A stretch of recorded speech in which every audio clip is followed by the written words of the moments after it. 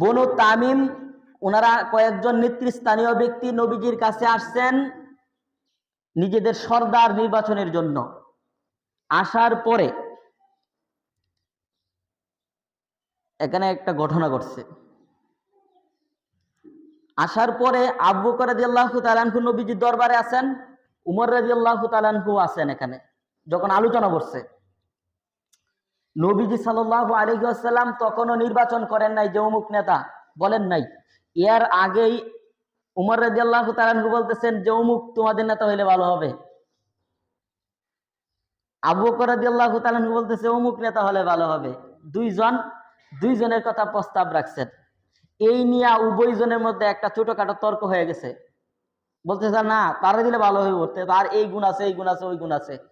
আবু বকর রাদিয়াল্লাহু তাআলা বলতেছে না, তাকে দিয়ে ভালো হবে, সে এই গুণে গুণান্বিত, সুতরাং তাকেই দেওয়া উচিত।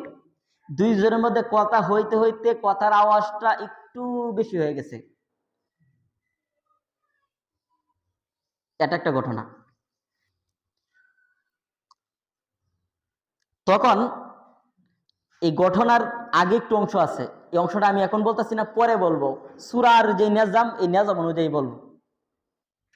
তো যখন আবু বকর রাদিয়াল্লাহু তাআলা আনহু এবং উমর ফারুক রাদিয়াল্লাহু তাআলা আনহুর উভয়ের বানার দানুবারটা তর্কটা উঁচু আওয়াজ হয়ে গেছে এবং তর্ক বাইতে গেছে, তখন আল্লাহ তাআলা সূরা হুজরাত নাজিল করছেন।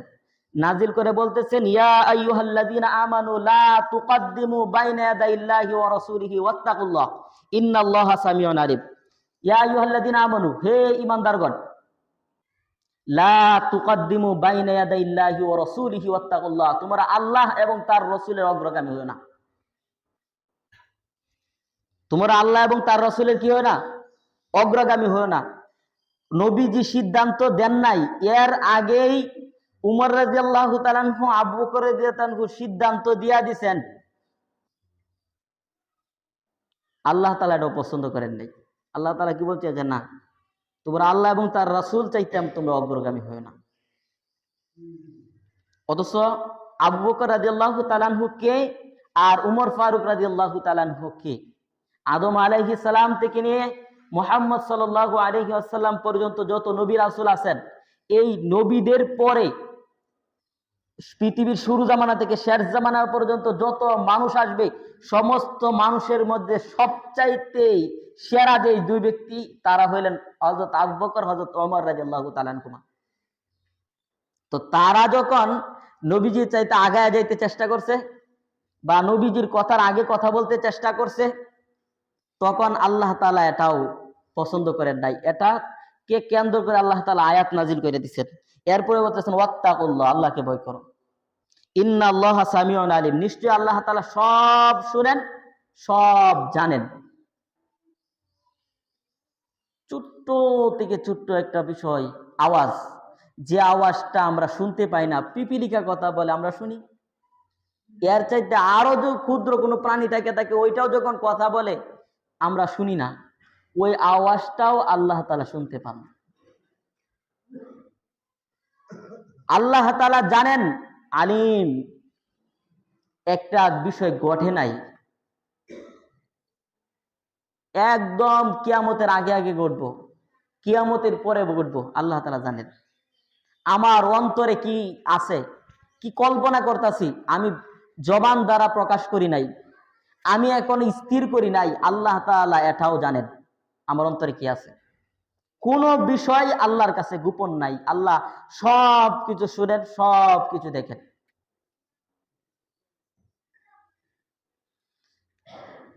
এই যে আয়াতটা, এই আয়াতকে সামনে রেখে মুফাসসিরিনে কেরাম ব্যাখ্যা করছেন।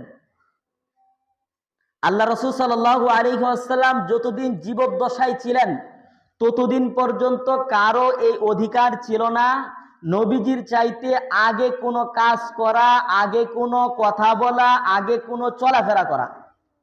নবীজি রাস্তায় হাঁটতেছে, কোনো সাহাবীর এই অধিকার নাই নবীজির আগে আগে সে হাঁটবে। নবীজি কথা বলতেছে, কোন লোকের এই সাহস নাই নবীজির আগে আগে সে কথা বলবে। নবীজি একটা সিদ্ধান্ত দেবে, এর আগে কারো সাহস করার অধিকার নাই যে তার আগে নবীজি কোনো কথা বলে ফেলবে। এই অধিকার আল্লাহ তাআলা কাউকে দেন নাই। হযরত আব্বাস রাদিয়াল্লাহু তাআলা আনহু উনার একজন ছেলে, রসুলের আপন চাচাতো ভাই। আব্বাস রাদিয়াল্লাহু তাআলা হলো আপন চাচা। ওনার ছেলে হযরত আব্দুল্লাহ ইবনে আব্বাস সাহাবীদের বিশিষ্ট একজন তাফসীর কারক, মুফাসসির। যেই কয়জন মুফাসসির সাহাবী আছেন এর মধ্যে একজন মুফাসসির হলো আব্দুল্লাহ ইবনে আব্বাস রাদিয়াল্লাহু তাআলা আনহু, নবীজির আপন চাচাতো ভাই। তিনি এই আয়াতের তাফসীর করছেন যে নবীজি যখন দুনিয়া থেকে চলে গেছে তখনও এই আয়াত কিয়ামত পর্যন্ত এটা প্রযোজ্য হবে। নবীজি চলে গেছেন, নবীজির যেই আমানত, এই আমানত যে উলামায়ে কেরাম গ্রহণ করবেন, ওই উলামায়ে কেরামদের ক্ষেত্রেও সাধারণ মানুষদের এই হুকুম প্রযোজ্য। যেই জায়গায় কোনো হক্কানি আলেম থাকবে ওই জায়গায় কারো জন্য হক্কানি আলেমের চাইতে বেশি অতিরিক্ত কথা বলা কারো অধিকার নাই। হক্কানি আলেম যেই রাস্তায় চলতেছেন ওই রাস্তায় হক্কানি আলেমকে পিছনে ফেলে, আপনি পিছন থেকে ডেঙ্গিয়ে তাকে ফেলে আপনি হাঁটবেন, এটাও শিষ্টাচার না, এটাও আদব না, আদবের খেলাফ। একবার আবু বকর রাদিয়াল্লাহু তাআলা আনহু রাস্তা দিয়ে হাঁটতেছেন, তো নবীজি সাল্লাল্লাহু আলাইহি ওয়াসাল্লাম দেখতেছেন, সম্ভবত সাদ ইবনে আবি ওয়াক্কাস হইতে পারে, আমার এখন নামটা স্মরণ নেই। এই আবু বকর রাদিয়াল্লাহু তাআলা আনহুর আগে আগে হাঁটতেছেন। নবীজি তাকে ডাকছেন যে তুমি আবু বকরের সামনে হাঁটতেছো, তুমি আবু বকরের সামনে, তুমি সামনে সামনে তুমি হাঁটতেছো। নবীজি তাকে একটু তিরস্কার করছেন, তিনাকে বুঝাইতে চাইছেন যে তোমার এটা উচিত হয় নাই, কারণ আবু বকর তোমার চাইতে শ্রেষ্ঠ ব্যক্তি, তোমার চাইতে তাকওয়ায় আমলে জ্ঞানে আবু বকর সেরা। আবু বকর তোমার মুরব্বী, আবু বকরকে তোমার সামনে রাখা উচিত। তবে হ্যাঁ, যখন মুরব্বীরা বলবে তুমি সামনে চলো, বা মুরব্বী আপনার দরকার যে আমি এক জায়গায় সামনে চলে যাইতে হইব, মুরব্বী আস্তে আস্তে হাঁটতেছে, আমার আস্তে আস্তে হাঁটতে হবে না, আমার সামনে একটা কাজ আছে, তখন মুরব্বী থেকে অনুমতিটা নিতে হবে, ওই আলেম থেকে অনুমতি নিতে হবে যে হুজুর আমি একটু সামনে যাইতেছি, আমার একটু কাজ আছে। তো বলতে ঠিক আছে যান, অনুমতি নিয়ে যেতে হবে। আপনি যখন অনুমতি চাইবেন কোনো আলেম বলবো না যে না সামনে তুমি যাও না, এই কথা কেউ বলবো না ভাই। আপনার সামনে যদি অনুমতি না নেও, যদি হাইটা চলে যান, কোনো আলেম বলবো না এই মিয়া তুমি আগে হাঁটতে চলে যাইতেছো, আমি কি কথা বলবো? এই কথা বলবো না। তবে আদব হলো কি, আলেম রাস্তায় চলতেছে, আপনার তার কাছ থেকে অনুমতি নিয়ে আপনার সামনে চলেন। হযরত মুহাম্মদ সাল্লাল্লাহু আলাইহি ওয়াসাল্লাম বিভিন্ন সময় যখন জিহাদের কোন জায়গায় জিহাদে যাইবেন, কাফেলা নিয়া মুজাহিদ বাহিনী নিয়ে যাবেন, এর আগে কয়েকজন সাহাবীকে পথ ক্লিয়ার আছে কিনা আগে পাঠায়া দিতেন। তো এই যে পাঠায়া দিতেন, তখন যে তারা গিয়ে তো এটা কি নবীর সাথে বেয়াদবি হবে? না, এটা বেয়াদবি হবে না, তখন তারা নবীজির অনুমতিতে গেছেন। তো এটা একটা বিষয়। তো বলতেছিলাম হযরত ইবনে আব্বাস আব্দুল্লাহ ইবনে আব্বাস রাদিয়াল্লাহু তাআলা আনহু তিনি এই আয়াতের তাফসীর করছেন কি, এই আয়াতের তাফসীর সমস্ত আলেমদের ক্ষেত্রে প্রযোজ্য, সমস্ত মুরব্বীদের ক্ষেত্রে প্রযোজ্য। এবং তিনি আরেকটা কথা বলছেন যে আমি যখন আমার জ্ঞানে বা আমার বয়সে বা আমার দিক দিয়ে আমার মুরব্বী কেউ কারো কার সাথে আমি সাক্ষাৎ করার জন্য যাই, গিয়ে যদি আমি দেখি যে তার ঘর বন্ধ, দরজা বন্ধ, তিনি হয়তো বা বিশ্রামে আছেন, তখন আমি তাকে ডাক দিই না, আমি তার দরজায় কড়া নাড়ি না, আমি তার বাড়ির পাশে দরজার পাশে বা এই বাড়ির যে দরজা আছে গেট আছে ওইটার পাশে আমি বসে যাই।